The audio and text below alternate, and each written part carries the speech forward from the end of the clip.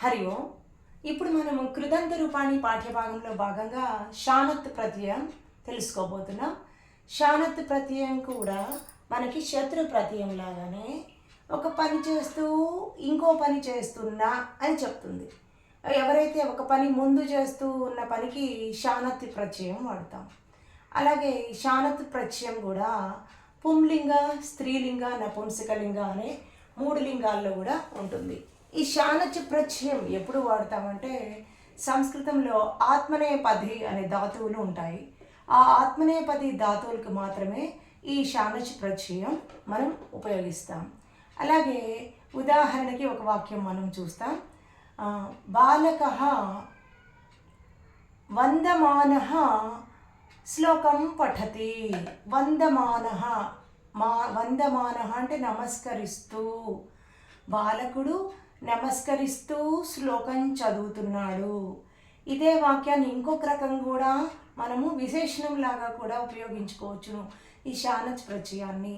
వందమానః బాలకః శ్లోకం పఠతి అంటే నమస్కరిస్తూ ఉన్న పిల్లవాడు. ఎటువంటి పిల్లవాడు? నమస్కరిస్తూ ఉన్న పిల్లవాడు. వందమానః బాలకః శ్లోకం పఠతి, శ్లోకాన్ని చదువుతున్నాడు. అలాగే స్త్రీలింగం చూసామనుకోండి, వందమానా బాలిక శ్లోకం పఠతి, నమస్కరిస్తూ ఉన్న బాలిక శ్లోకం చదువుతున్నది. నపుంసకలింగం చూసామనుకోండి, వందమానం మిత్రం శ్లోకం పఠతి, నమస్కరిస్తూ ఉన్న మిత్రుడు శ్లోకం చదువుతున్నాడు. ఇలాగ మనము ఈ షానత్ ప్రత్యయాన్ని 3 లింగాల్లో కూడా చెప్పుకుంటాం. అయితే మనకి ఇక్కడ పాఠంలో భాగంగా మనకి 10 ధాతువులు ఇవ్వడం జరిగింది. ఈ 10 ధాతువుల యొక్క పుంలింగ, ఈ 10 ధాతువుల యొక్క పుంలింగ, స్త్రీలింగ, నపుంసకలింగ రూపాల్ని మనము ఇప్పుడు చూద్దాం. మొదటిగా వృద్ధి ధాతు. వృద్ధి అంటే పెరగడం. వర్ధమానః పుంలింగం ఏమైంది? వర్ధమానః. స్త్రీలింగ వర్ధమాన, నపుంసక వర్ధమానం. వృద్ధి ధాతు వర్ధమానః, వర్ధమానా, వర్ధమానం.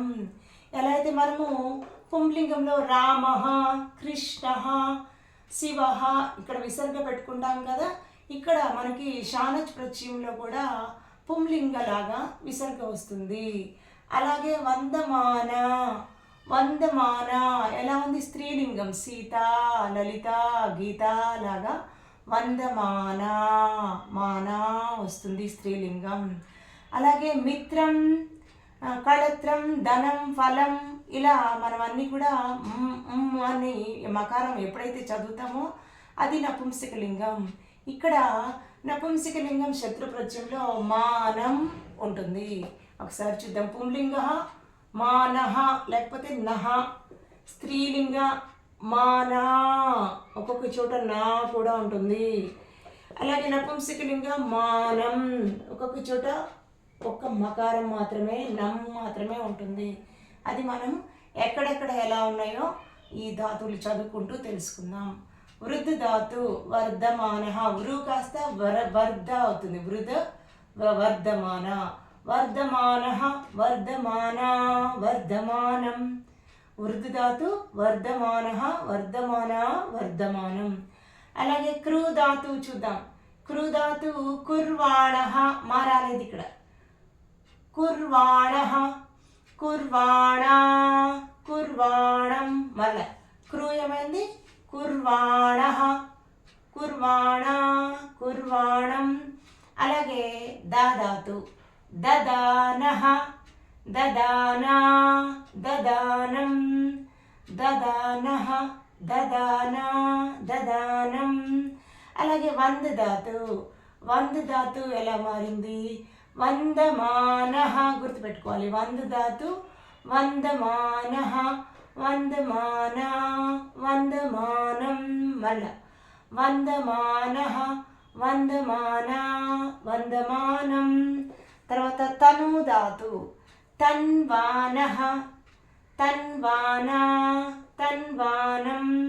తను ధాతు ఎలా మారుతుంది? తన్వానః, తన్వానా, తన్వానం. అలాగే శృణు ధాతు.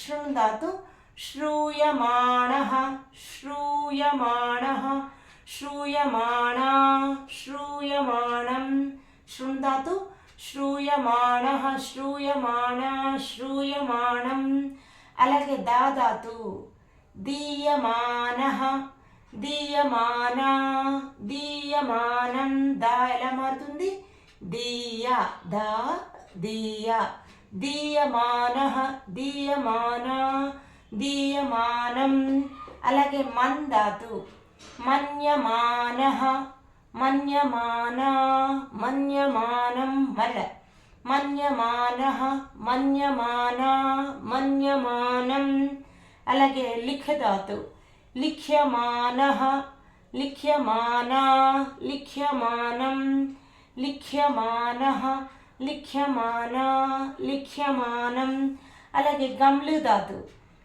ధాతు గమ్యమానః గమ్యమానా గమ్యమానం గమ్యమానః గమ్యమానా గమ్యమానం ఈ విధంగా షానత్ ప్రత్యయము ఒక్కొక్క దగ్గర చిన్న చిన్న మార్పు వృద్ధి కాస్త వర్ధ క్రు కుర్వాణ ద దదాన వంద్ వందమాన తను తన్వా తను ఏం మారింది తన్వానః శృణు శ్రూయమాణ దా దీ అయింది దా ధాతు దీయమాణః మన్ ధాతు మన్యమాణః లిఖ్ ధాతు లిఖ్యమానః గమ్లు గమ్యమానః ఒకసారి అర్థం చూద్దామా వృద్ధి అంటే పెరుగుతూ ఉన్నా తర్వాత క్రూ పని చేయడం చేస్తూ దా అంటే ఇస్తూ ఉన్నా వంద్ నమస్కరిస్తూ ఉన్నా తను అంటే తవ్వుతూ ఉన్నా శృణ్ వింటూ